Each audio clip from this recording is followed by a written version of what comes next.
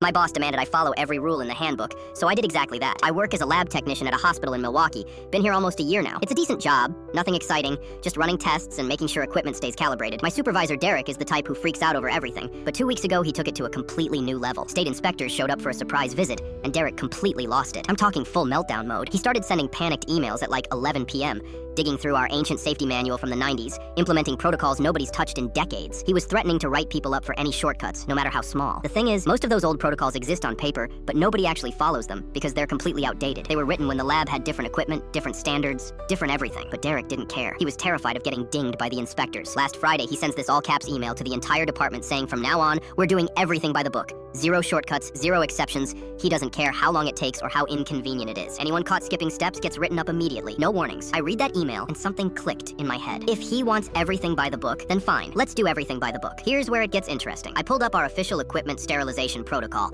the one that's actually in the manual. It requires 8 full hours of UV exposure between every single use. Not at the end of the day, between every single use. We have 6 machines total. We run about 40 tests daily across all of them. Sometimes more if we get backed up. The math doesn't exactly work out. Monday morning, I come in and start the UV cycle on my first machine right after running my initial sample. Derek walks by about an hour later asking why I'm just sitting there, why I'm not running more samples yet. I show him the manual, show him his email from Friday, walk him through the numbers step by step. If we actually follow the official protocol like he demanded, we can run maybe 3 tests total per day as an entire department, maybe 4 if we stay late. I watched his face go from confused to annoyed to angry to panicked in about 5 seconds. He starts sputtering, saying, obviously that's not what I meant, don't be ridiculous. But I just pointed back to his email. Zero shortcuts, everything by the book. Those were his exact words. He said anyone caught skipping steps gets written up, no exceptions. So which is it? Do we follow the manual or not? He tried to argue that I was being difficult on purpose, that I knew what he really meant. I stayed completely calm and just said I was following his direct instructions. He told me to do everything by the book, so that's what I'm doing. If there's a problem with the book, that's not really my fault. His face turned this deep shade of red and he stormed off to his office. 20 minutes later, he had to call the department head. Then they had to get someone from compliance on the phone, then someone from hospital administration. Turns out that protocol was supposed to be updated back in 2015, but nobody ever did it because nobody actually followed it anyway. It just sat there in the manual gathering dust while we used common sense protocols that actually made sense for modern equipment. But now that Derek had made such a big deal about following everything exactly as written,